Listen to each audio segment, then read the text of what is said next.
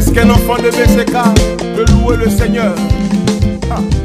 Ce soir, je voudrais glorifier le nom de Jésus. Nous allons commencer à parler de quelque chose. Les armes de la sorcellerie. Nous disons que si tu ne connais pas ton adversaire, tu ne peux pas le renverser. La plupart du temps, c'est que nous prenons des armes qui ne sont pas des armes qui peuvent tenir devant l'ennemi. C'est comme à la pharmacie. Quand tu rentres, tu prends le médicament en fonction de la maladie. Tu ne veux pas choisir toi le médicament que tu veux. Est-ce que le médicament que tu choisis, l'emballage peut être beau, mais est-ce qu'il a la capacité de te guérir? Et c'est ça, la stratégie de la prière. Tu vois, même dans les armes de guerre, il y a les flèches, il y a les pistolets, il y a les fusils, il y a les fusils à pompe, il y a les carabines, il y a les canons. Donc tu vois que tout ça, on appelle ça des armes. Mais attention, il y a des armes lourdes en fonction de certains combats. Donc dans la stratégie de la prière, il y a des prières lourdes par rapport à des attaques. Et ce soir, nous devons comprendre ce que le diable utilise dans le cadre de la sorcellerie, puisque dans le 10e mois, c'est l'action de la sorcellerie qui va commencer à se manifester. Et je prie que tu ne sois pas atteint au nom de Jésus. Donne un amen très fort. Je lis la parole de Dieu avec respect. Exode 22, verset 18. Exode 22, verset 18. Tu ne laisseras point vivre la magicienne. Dans d'autres versions, c'est la sorcière. Tu ne laisseras point vivre. Et son masculin, tu ne laisseras point vivre le sorcier. Tu ne dois point laisser vivre la magicienne. Tu ne dois point laisser vivre le sorcier. Oui. Mais comment arriver à faire cela si tu n'es pas enseigné? Numéro 1, ce soir, il faut savoir que nous plaçons les bases, mais on ne pourra pas décortiquer toutes les armes. Mais nous allons toucher dans ces 2 jours, ça veut dire aujourd'hui soir et demain vendredi soir, on va achever les armes importantes que le diable veut utiliser, surtout pour le mois de décembre. Dis Amen. La première arme que le diable a, c'est l'arme de la parole. Dis avec moi la parole. On a parlé ici de Bartimée. Qui se souvient? C'était mardi. Et il y a une phrase que je veux te rappeler. Quand Bartimée était assis, il a crié. Et lorsqu'il a crié, Jésus s'est arrêté au second cri.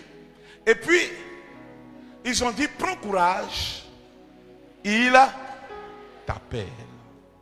La première arme de Satan, ou du monde de la sorcellerie, c'est l'appel. Des gens disent souvent, je suis là et puis j'entends mon nom. Je suis là et puis comme quelqu'un m'a appelé. Mais quand je tourne, personne ne m'a appelé. Mais je suis sûr d'avoir entendu ce nom. À qui c'est arrivé une fois? Lève la main. Le problème, c'est que lorsqu'on te parle de l'appel, ce n'est pas un ami qui appelle un ami. Ce n'est pas une amie qui appelle sa camarade. C'est quelqu'un quelque part qui a le pied sur quelque chose, ou qui est plongé dans quelque chose, ou qui est dans le fond d'une forêt, ou qui est dans l'eau, qui appelle ton nom. En fait, ce n'est pas ton nom qui l'appelle. En vérité, c'est ton âme. Parce que derrière ton nom se cache ton identité. Et il t'appelle, et tu entends le nom. Et tu réponds. J'ai vu des gens qu'on a appelés dans leurs rêves. Ils se sont réveillés fous. Il y a un douanier, il y a des vingtaines d'années, qui travaillait à l'aéroport. Il était en train de faire son travail et il a entendu son nom. Lorsqu'il a répondu, il a entendu le bruit d'une arme. Il est mort. On le soulève. Qu'est-ce que tu as? Il dit, c'est comme ils ont tiré. Souvenez-vous de ce frère de Divo, devant vous ici, qui a été guéri. Où il dit, regardez la télévision avec sa femme. On l'appelle, il entend son nom, puis il entend boum. Comme s'ils ont tiré, on cherche partout. Oh, il venait d'être attaqué sans savoir. Il a commencé à pourrir de l'intérieur. L'appel. Les gens t'appellent. Ils ont ta photo. Les gens t'appellent. Ils ont ton nom. Les gens t'appellent. Ils ont ton vêtement. Et ils parlent. Et toi, quand tu réponds, tu attestes. Et la chose t'arrive. Beaucoup ont eu des problèmes par rapport à l'appel. Et souvent, les gens disent, mais personne ne t'a appelé. Mais tu ne comprends pas. Écoutez, quelqu'un va dire, mais papa, est-ce que ça c'est biblique? D'accord. Parce que Bartimée, on dit il appelle. Ok. Vous allez lire après l'histoire du premier appel du prophète Samuel. Samuel dort. Dieu l'appelle. Par quoi? Par son nom. Samuel. Qui m'appelle? Et coup, il va vers le sacrificateur Élie. Il dit, je ne t'ai pas appelé. Il dort. Samuel. Et c'est après qu'il va voir Élie. Il dit, oh, ça c'est Dieu. Mais si Dieu peut dire le nom de quelqu'un pendant qu'on ne voit personne, le diable connaît ça aussi. Il y a des gens qui font des incantations. Pendant que tu dors, tu ne comprends pas. Mais tu entends quelqu'un qui chuchote ton nom.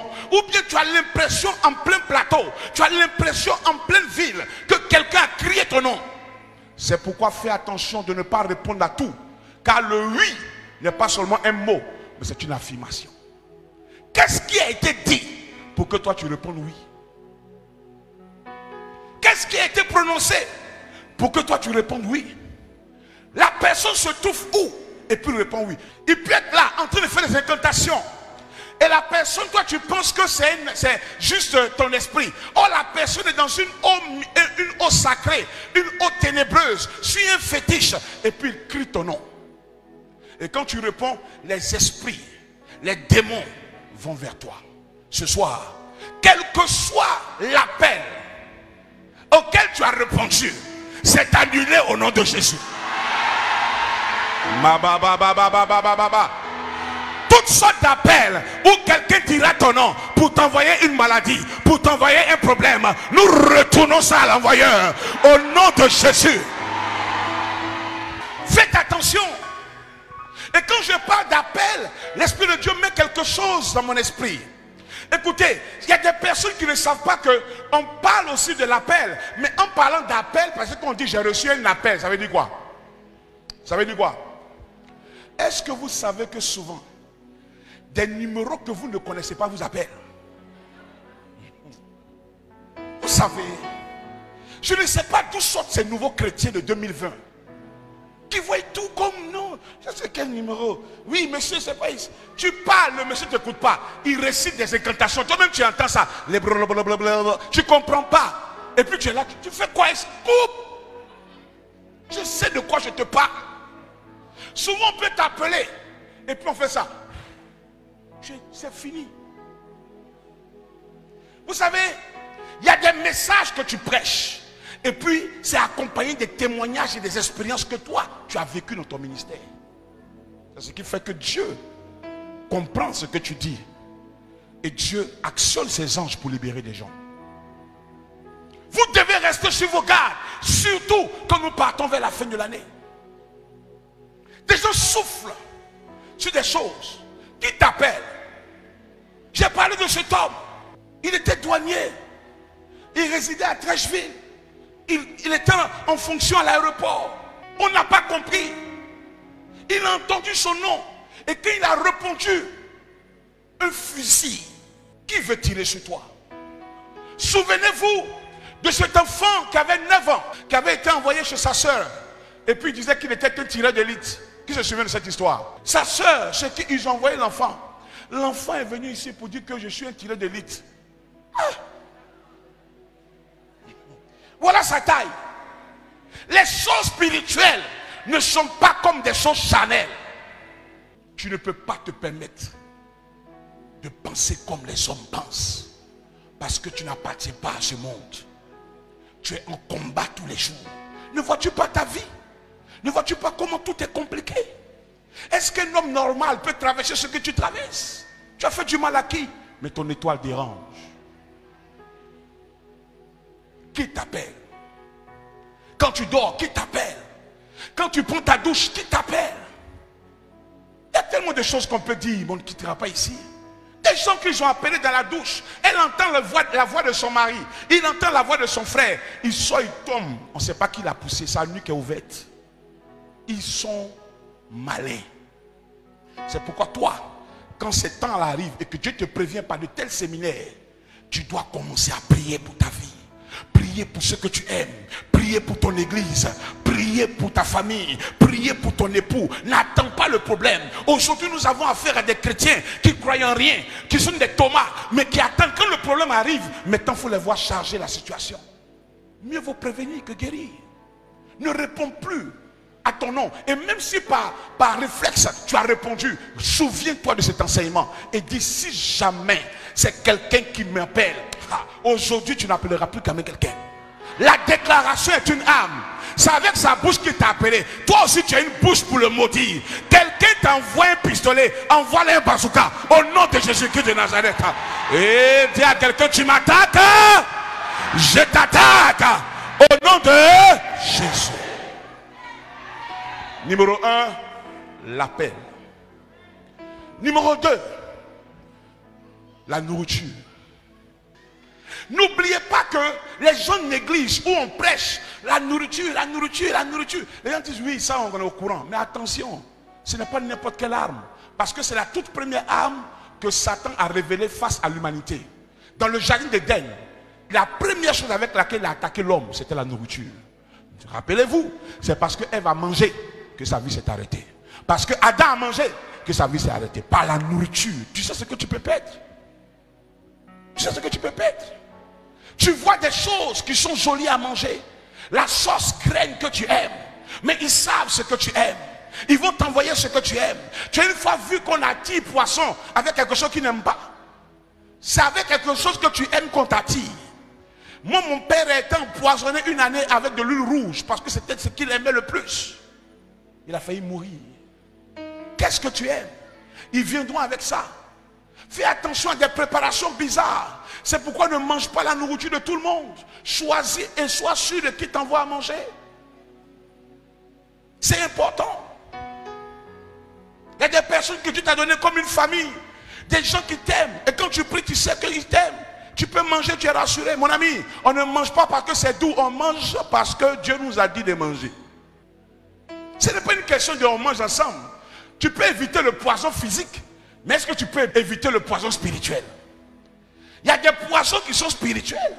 Ce poison dans ton corps, on ne sait pas qu'est-ce qui te rend malade, mais tu dépéris à partir d'une nourriture. Est-ce que je parle à quelqu'un? La nourriture, on peut t'attaquer avec la nourriture dans ton rêve, mais on peut t'attaquer avec la nourriture vraiment. Il y a des personnes qui sont en France, qui sont tombées malades après un mariage. Elle allait soutenir sa camarade, mais les gens l'attendaient là-bas. Je vous ai dit qu'ils savent toujours où tu vas aller. Même si tu veux, il faut dire que toi tu ne sors plus. Il y a toujours une sortie que tu seras obligé de faire. Et eux, ils t'attendent là-bas. C'est pourquoi, avant de sortir de ta maison, prie le Seigneur. Dis-lui, je ne sais pas marcher. Conduis-moi. Est-ce que vous savez qu'il y a des gens qui n'ont ni fétiche, ni bague, ni pacte avec Satan, mais ils ont voulu peut-être manger quelque chose qui n'allait pas les arranger. Et Dieu a permis que par manque de volonté, ils ont fait tomber l'assiette. Ça, c'est Jésus qui fait ça. Tu n'as pas besoin de bague. Tu n'as pas besoin de pacte, de ceinture de sécurité.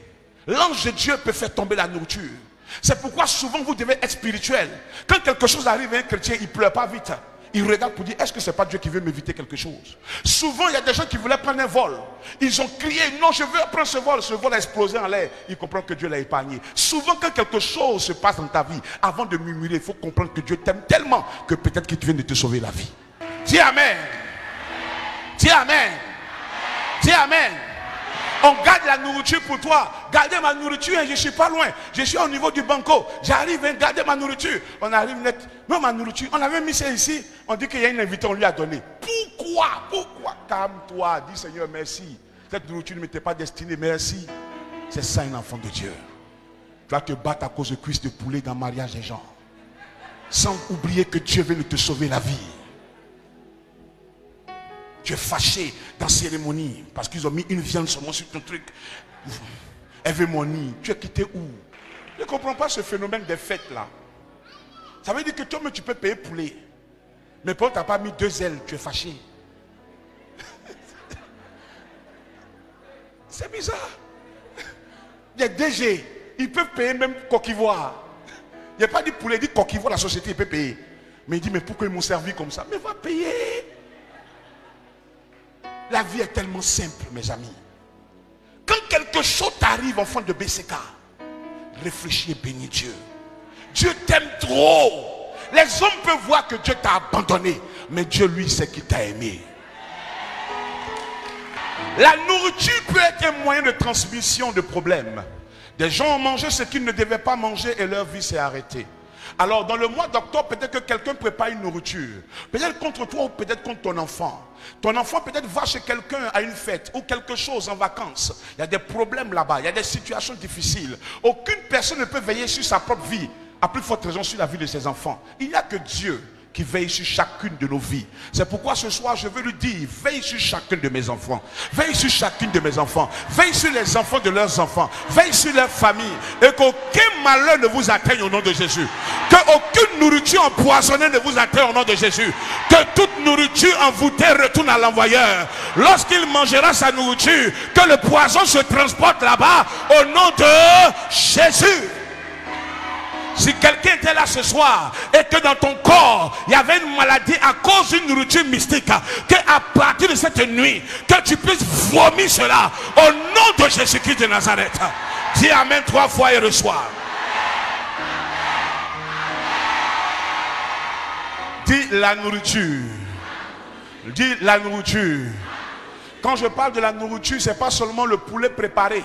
Ça peut être le poulet vivant. Le poulet vivant est plus dangereux que celui qui est préparé. J'ai vu quelqu'un qui s'est mangé lui-même. Oui.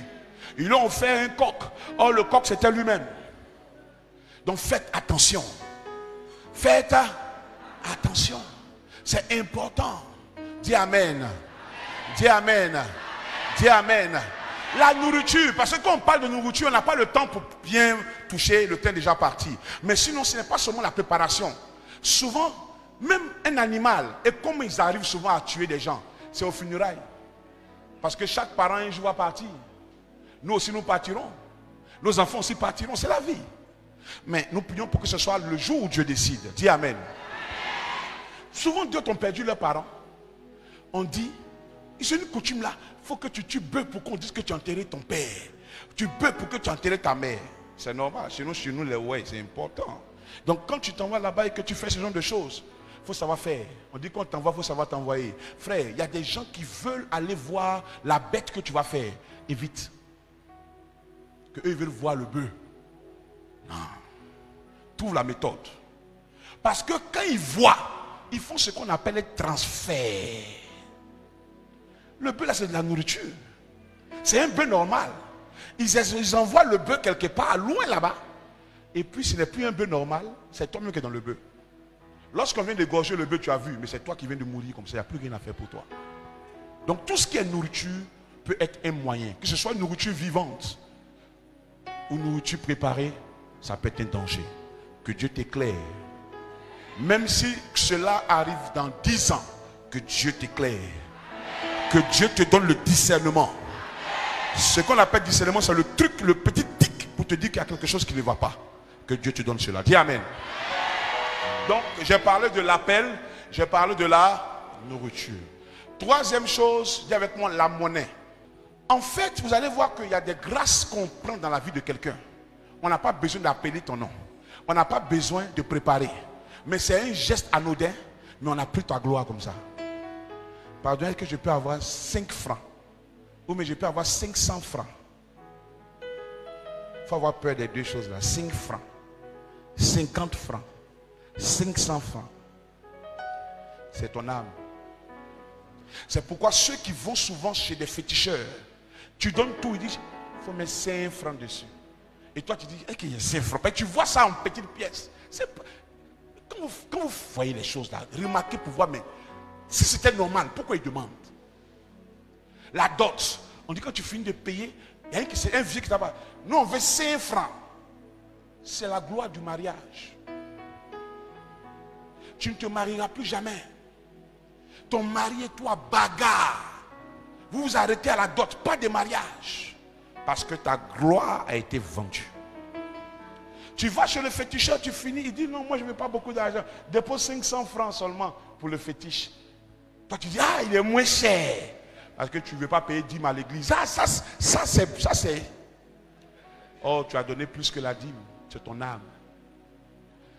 Il y a des personnes qui vont chez les féticheurs. Parce que souvent ils disent, quand je vais là-bas, c'est 500 francs, me demandent. Ce n'est pas 500 francs, c'est toute ta vie.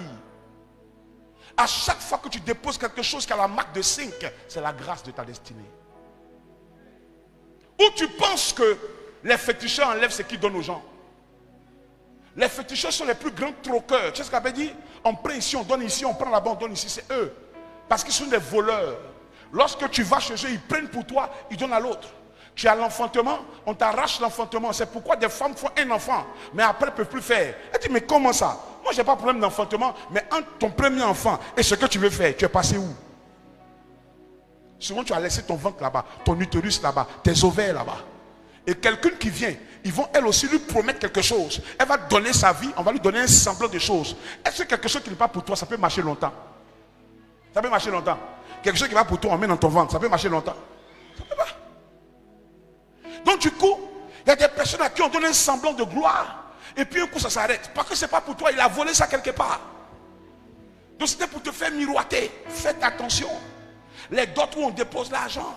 C'est pourquoi vous allez voir que j'ai expressé ici que la dot est dangereuse à cause de la bouteille verte. Là où il y a l'argent, tu veux faire une dot, ils vont te demander ça. Il dit on veut la bouteille verte là parce qu'elle représente tout l'argent qui est dessus là. Tu vas laisser ta gloire ici. Que partout où tu es passé dans ton passé, ou sans que tu ne le saches, tu avais déposé ces sommes. Que Dieu te redonne ce que tu as perdu.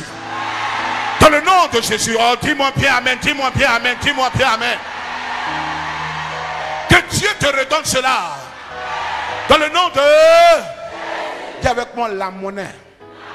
C'est important. Souvent tu te réveilles comme ça. Et puis tu vois que tu n'as pas l'habitude. Est-ce que vous savez qu'aujourd'hui même pour voir 5 francs c'est compliqué? 5 francs même pour le croiser maintenant c'est compliqué. Hein? Mais souvent tu te réveilles comme ça. Et puis il y a 5 francs en bas de tes affaires. Et tu prends, tu mets dans ton portefeuille. Tu cherches quoi? C'est quel argent tu t'as jamais donné? Tu ramasses 50 francs. Tu dis, hé, mais 50 francs, mon ami, moi il y a des pièces d'enseignement, fais attention avec ça. Il y a des pièces pièges. Vous comprenez ce que je prêche?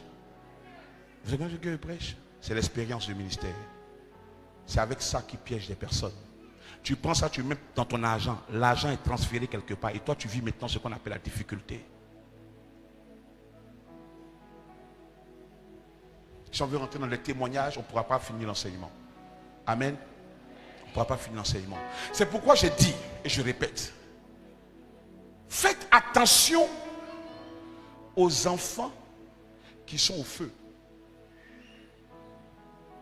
Parce que tous les enfants qui sont au feu, qui mendient, ne sont pas tous des êtres humains. Une femme est partie au plateau, que je connais très bien. Elle vivait en Europe. Elle est venue derrière son blanc ici. Il était homme d'affaires. Elle est venue le retrouver. Et dans ses courses, elle a donné 100 francs. Le gars dit non, que comme on est deux, c'est qu'on peut avoir 50-50. Il dit mais j'ai pas monnaie. Il dit ah maman, si on est deux, on 50-50. Il dit mais vous nous allez faire partage. Elle n'a pas compris cette affaire-là. Il ne va pas vouloir me donner. Elle avait deux fois 50 francs, elle a donné aux deux. J'ai dit, elle a tourné dans Abidjan pendant 7 ans. Ses papiers, c'est même pas où c'est rentré. Sa vie difficile. Jusqu'à ce qu'on l'envoie à Port-Boué, là où on était dans le ministère. Et Dieu nous révèle qu'elle a donné de l'argent à quelqu'un.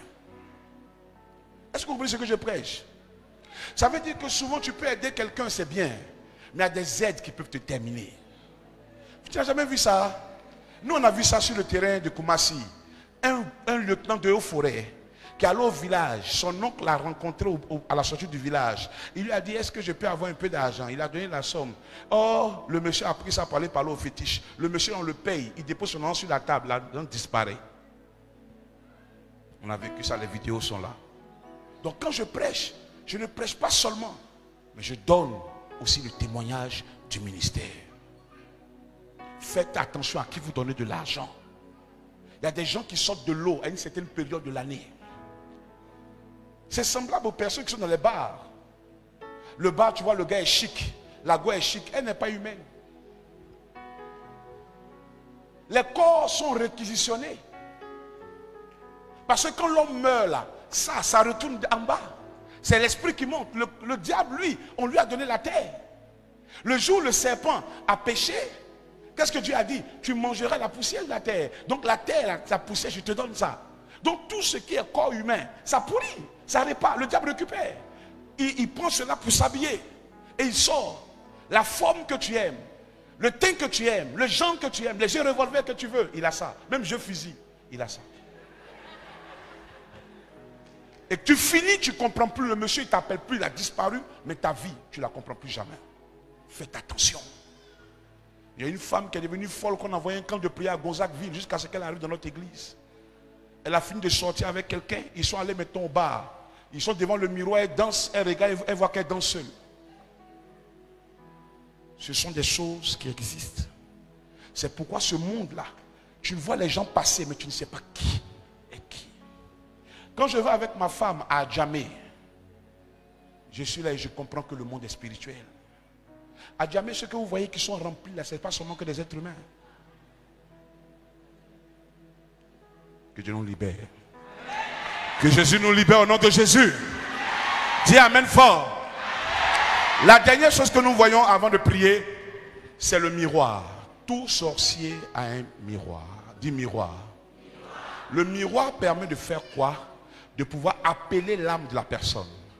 Et lorsqu'on t'appelle souvent et que tu réponds, la plupart du temps, c'est ton âme maintenant qui apparaît dans le miroir.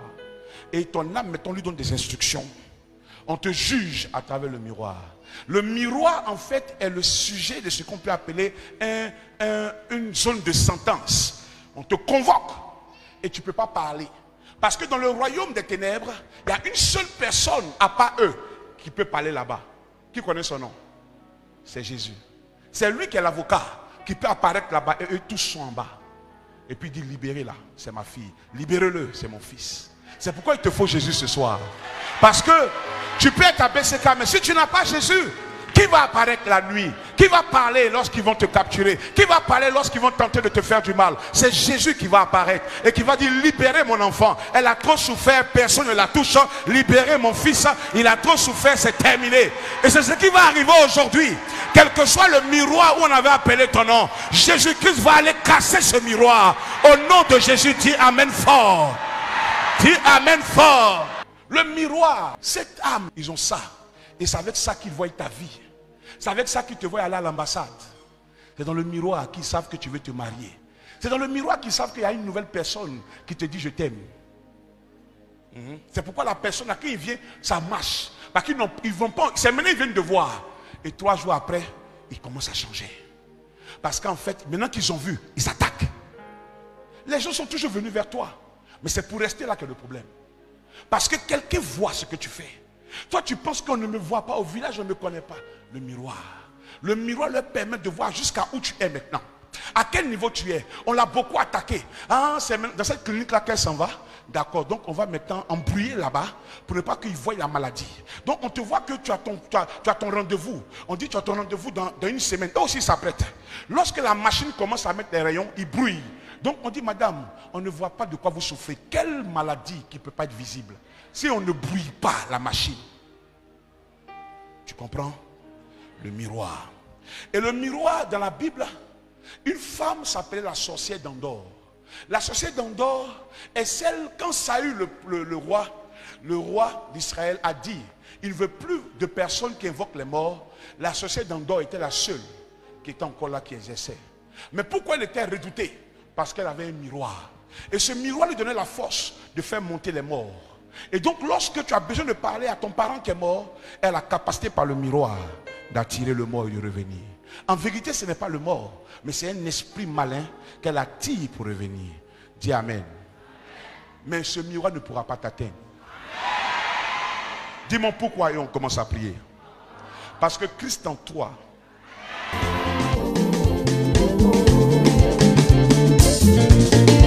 Il agira, il le fera haut, il le fera haut, il le fera haut, il le fera, mon Dieu le fera haut,